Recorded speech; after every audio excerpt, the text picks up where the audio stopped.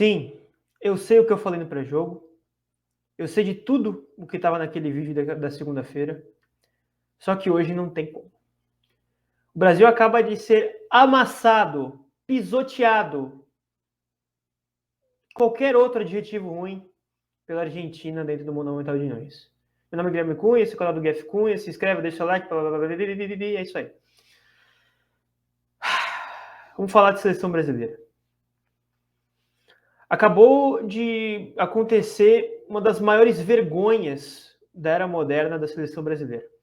A seleção da Argentina não tomou conhecimento da seleção brasileira, enfiou 4-1. Podia ter sido mais. Podia ter sido mais. Se não fosse algumas defesas do Bento, que hoje foi pífio, horrível. Mas a gente vai falar do jogo depois. Esse momento agora é só para discutir um pouquinho sobre o que aconteceu. O meio de campo do Brasil foi inexistente e culminou na pior derrota da seleção brasileira desde 1964 para a equipe da Argentina. Pois é. Foi isso que aconteceu agora, nessa noite de terça-feira, lá no Monumental de Nunes. Tem muita coisa para falar sobre esse jogo e eu não vou só falar do jogo. Vou falar do futuro da seleção brasileira em si. Para falar da partida, a Argentina engoliu o Brasil. Engoliu o Brasil. A equipe reserva da Argentina, vale detalhar, que jogaram muitos reservas. Inclusive, começaram a entrar no decorrer da partida alguns outros reservas da seleção da Argentina. E pareciam que eles estavam jogando sozinhos. Parecia um playground. Parecia um playground, sabe? Às vezes, a Argentina tocava a bola. Sabe como quando você toca a bola na parede, a bola volta para você assim? Não tem a menor dificuldade? Você faz assim? Parecia a Argentina tocando bola. O meio de campo do Brasil hoje foi inexistente. Inexistente. Pouquíssimos jogadores se salvam, se não um se salva da partida de hoje. Eu até estava comentando com a minha família, com os meus irmãos, no decorrer do jogo, quando estava 3-1 ainda. Não, já estava 4-1.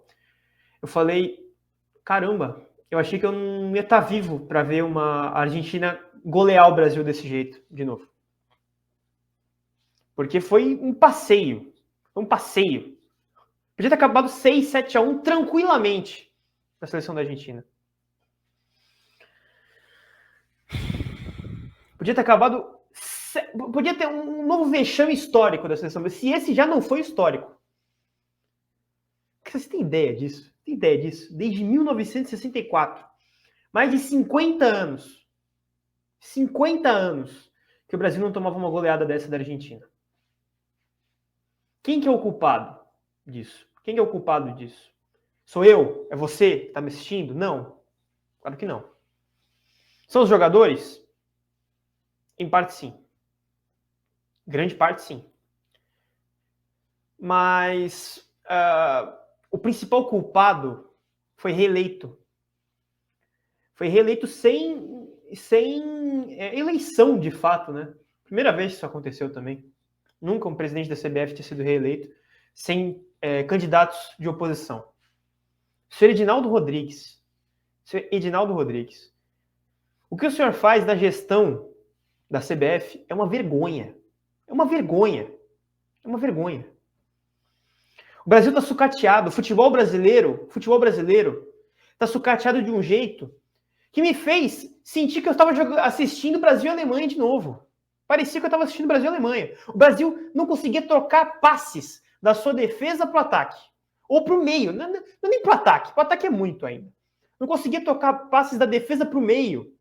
Porque os jogadores não têm qualidade? Não sei. Porque esses mesmos jogadores nos clubes mostram que são capazes de jogar num time grande ou sentir pressão num jogo grande, atuar bem num jogo grande. Só que quando veste essa camisa aqui, parece que todo mundo volta pro interclasse. Parece que sente o peso de uma maneira que a perna, que nem a perna do senhor Guilherme Arana, voltando para marcar hoje, parecia que pesava 80 quilos. Parecia que pesava 80 quilos. Transição defensiva horrorosa. Transição ofensiva lenta. Parecia que eu estava assistindo o Sub-40 da minha cidade. O meio de campo, como eu falei aqui diversas vezes, eu vou continuar falando, foi inexistente. Você via o espaço, agora falando do jogo em si, você viu o espaço entre a zaga e os dois volantes da seleção. Hoje é no primeiro tempo o André e o Joelinton, no segundo tempo o André e João Gomes. Ali tranquilo, pegava a bola para fazer a saída. Cadê o meia? Onde é que estava o meia? Ou, não sei se teve meia hoje, porque o Brasil jogou com 4 atacantes. Nenhum deles foi buscar a bola nos volantes. Nenhum deles atuou como meia de fato. O senhor Dorival Júnior colocou... é para relembrar, né? É que assim, o Brasil não perdia desse jeito para a Argentina, não era goleado pela Argentina há mais de 50 anos. Então o Dorival pensou, poxa, eu vou colocar uma formação que era utilizada há mais de 50 anos também. Um 4-2-4. Ridículo. Como eu falei, o Matheus Cunha, um dos poucos que se salvaram, o único, né, que se salvou da partida de hoje, até conseguia pegar a bola dos volantes, até o Joelinton fez uma partida péssima também, viu?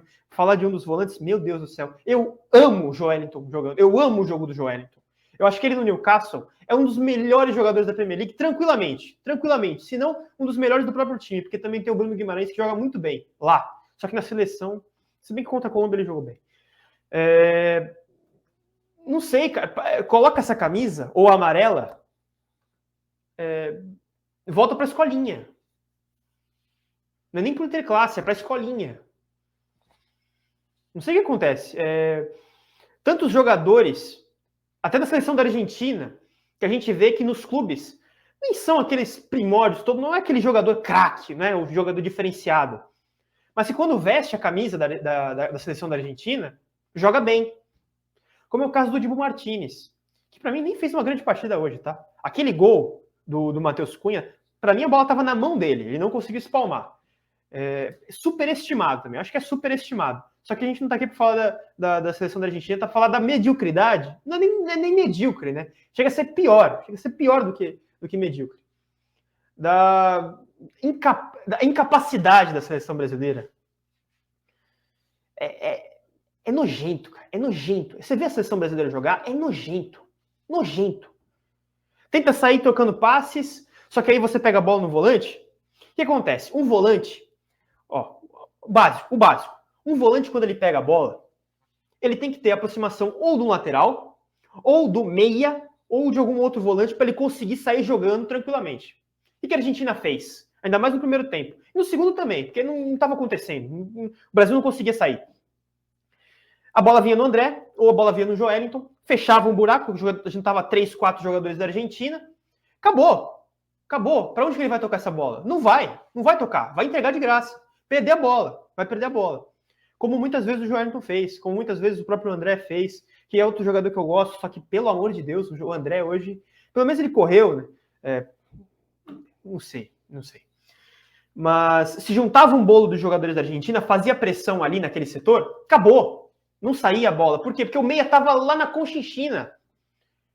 O Joelinton pegava a bola no Monumental, ele estava... O Matheus Cunha, ou sei lá quem foi o meia, o Rodrigo, o Vinícius Júnior, estava lá na Bombonera. É ridículo. E eu queria entender o que o Dorival pensou para esse jogo, para colocar um sistema como esse.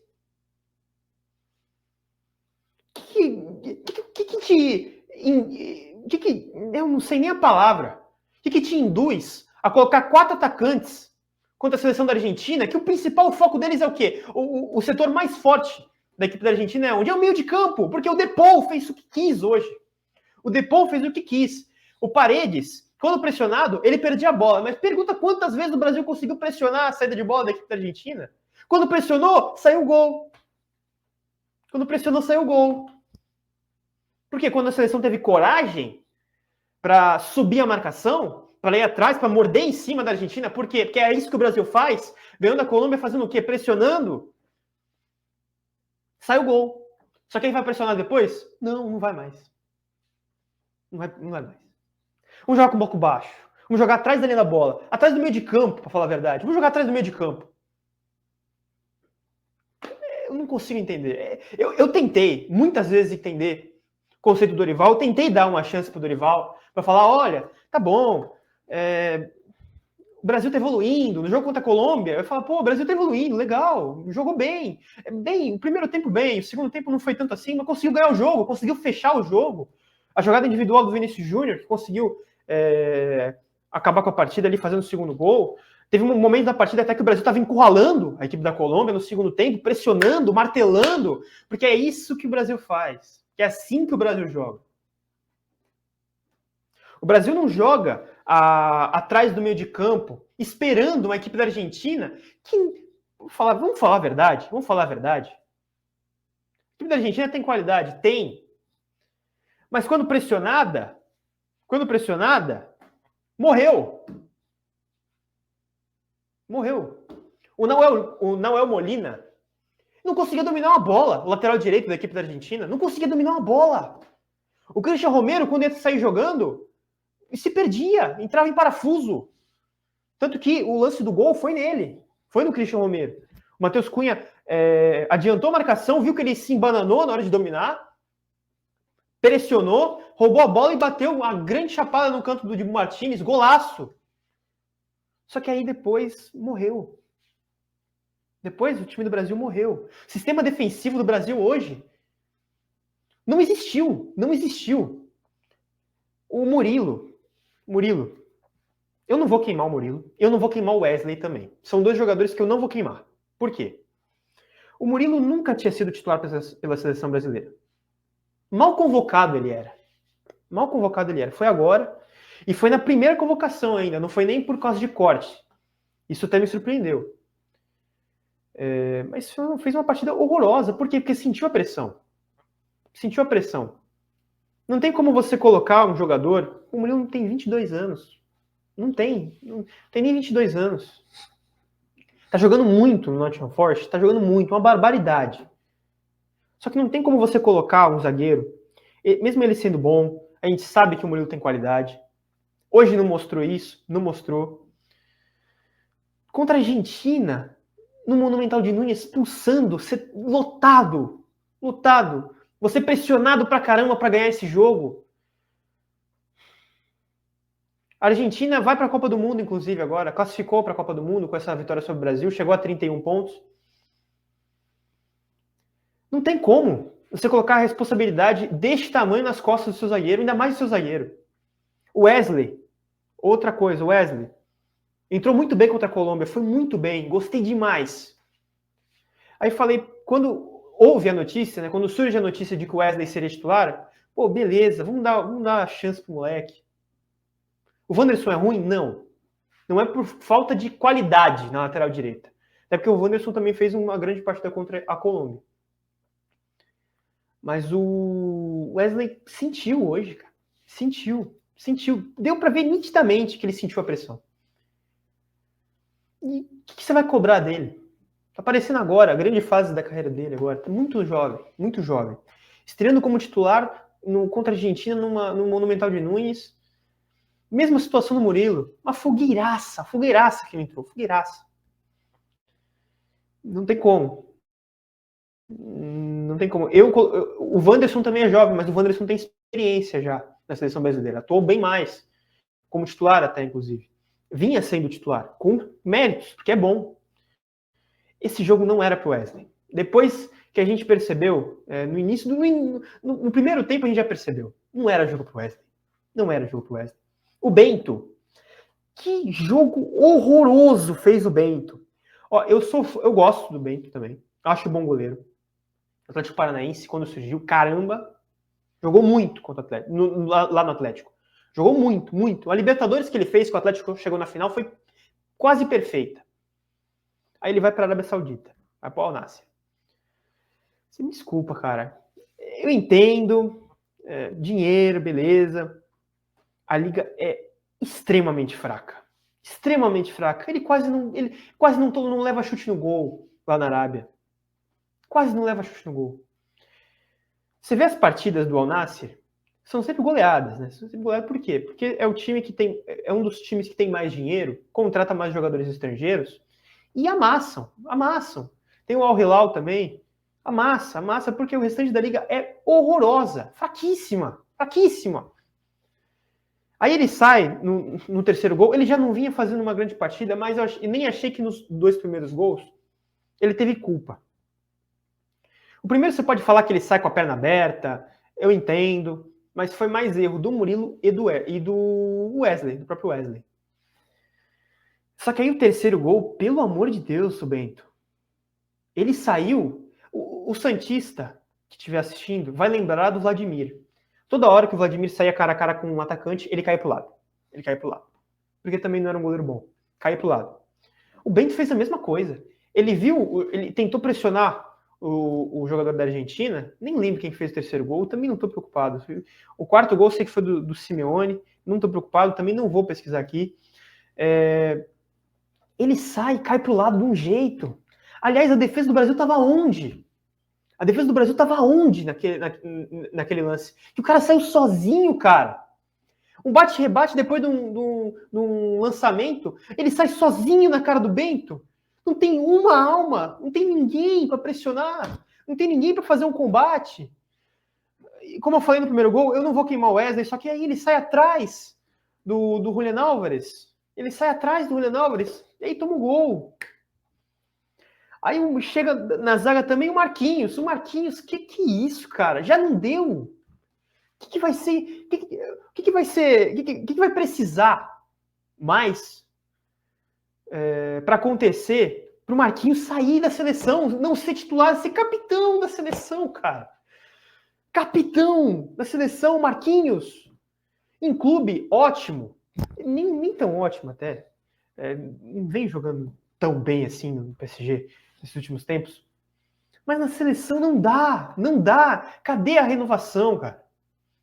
O Marquinhos, na Copa de 2022, eu chegava a falar que também, junto com o Thiago Silva, formava uma dupla de zaga perfeita. Só que depois da Copa, depois daquele pênalti contra a Croácia, morreu o futebol do Marquinhos na seleção. As eliminatórias desde o início do Marquinhos são terríveis. O Léo Ortiz hoje também entrou, eu também não vou queimar o Léo Ortiz, porque ele mal é convocado.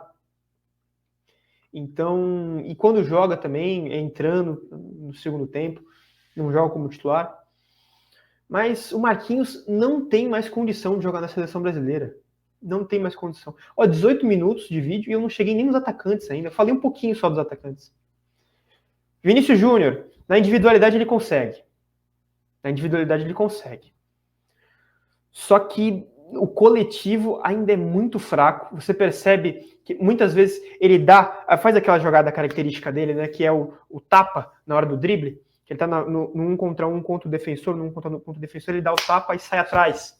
Sim, até deu certo algumas horas na partida, mas ficou nessa insistência e sempre vinham 2 para marcar ele. Por quê? O primeiro lateral ele ia, o Nahuel Molina, que fez uma partida horrível. O Molina ia no drible dele, mas vinha o Romero junto. Aí o Romero conseguia fazer a cobertura, tanto que no primeiro tempo teve uma bola, que foi um carrinho do Romero, que ele pegou o Vinícius Júnior, até conseguiu arrumar um tiro de meta para a seleção da Argentina. O Vini até cumprimenta ele depois do lance, porque foi um carrinho muito bonito. Mas é isso. O jogo do Brasil se concentrar no Vinícius Júnior toda hora, numa individualidade do Vinícius Júnior, não pode acontecer. Porque ao redor, tático, o Vinícius Júnior precisa de um meia, precisa de um atacante para jogar junto com ele, para conseguir fazer uma tabela. Você via ele dando certo com o Neymar, por quê? Porque o Neymar caía também para o lado esquerdo, o Neymar como meia principal caía para o lado esquerdo, eles conseguiam fazer essa tabela, chegavam 2 e chegava mais um atacante. Muitas vezes o Richarlison também saía da área para fazer esse trio. E dava muito certo, porque saía o Vinícius Júnior em velocidade com a linha de fundo totalmente livre. E não tem mais esse jogador para fazer. A seleção brasileira é totalmente dependente do Neymar. A gente percebeu, já tinha percebido isso antes. Hoje, então, ficou mais do que claro. O Brasil não tem um meia.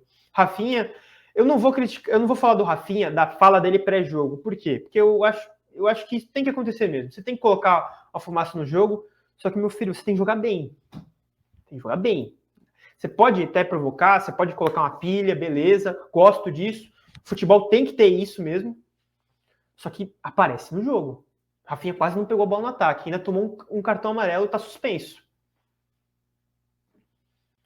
Se você vai querer colocar uma pilha, beleza, mas não prejudique o time. Não prejudique o time. Pagou com a língua, né? Infelizmente ele pagou com a língua. E cada carrinho, né, cada trombada que tinha dos jogadores da Argentina em cima do Rafinha, a torcida ia à loucura. A torcida da Argentina ia à loucura, você percebia.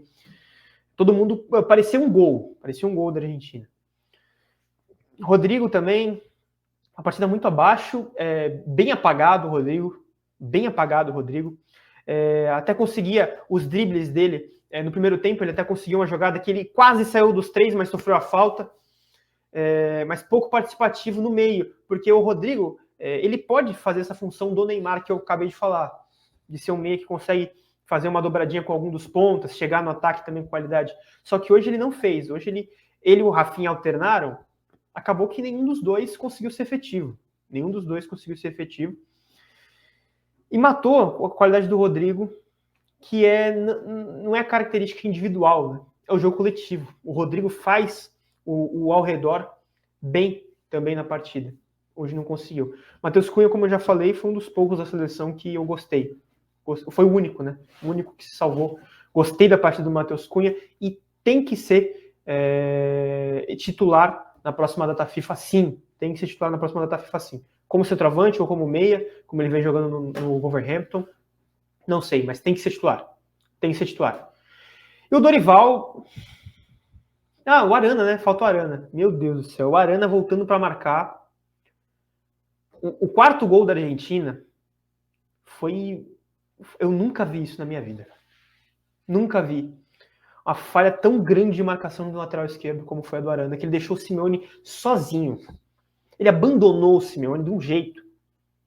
E depois ele bateu e fez o gol. Um golaço. O Arana fez a pior partida dele na vida. Não sei nem se na seleção brasileira. Na vida. Primeiro tempo ele não conseguia dominar uma bola. Segundo tempo ele tem essa falha defensiva. Aliás, tomando bola nas costas o jogo inteiro. O jogo inteiro você via alguém da Argentina pela ponta direita ali, no lado do Arana. Era contra-ataque ali toda hora. Bola nas costas do Arana em velocidade que ele não chegava. Triste, porque o Arana, para mim, foi um dos destaques da seleção contra a Colômbia. Mas hoje a seleção não entrou em campo. Entrou qualquer outro time, mas não entrou a seleção brasileira. Nunca vi o Brasil jogar desse jeito. Além do 7-1. É fora de Copas, né?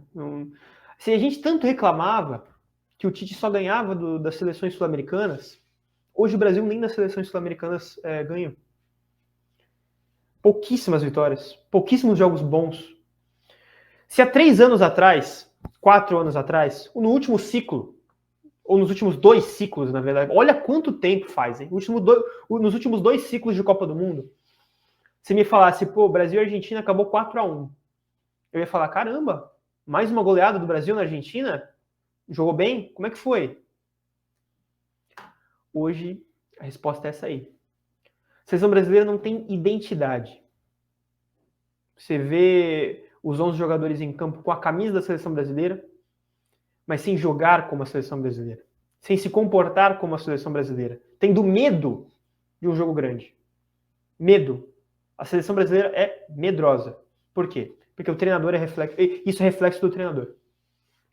O Dorival Júnior não tem a menor condição de treinar a seleção brasileira. E hoje eu já peço a demissão dele. O Dorival tem que cair amanhã. Se o Dorival não cair... Quem vai trazer? Não faço ideia. Fala com o Felipe Luiz lá, fala com o Braz, alguém. Não sei. Tirem o Dorival Júnior da seleção brasileira imediatamente, antes que seja tarde. Porque senão o Brasil vai passar a maior vergonha da sua história em Copas do Mundo. O Brasil hoje é refém de Dorival Júnior. Grande técnico para clubes, mas não tem o necessário para ser um bom técnico de seleção. Não aguenta a pressão. Tchau, tchau. Até amanhã.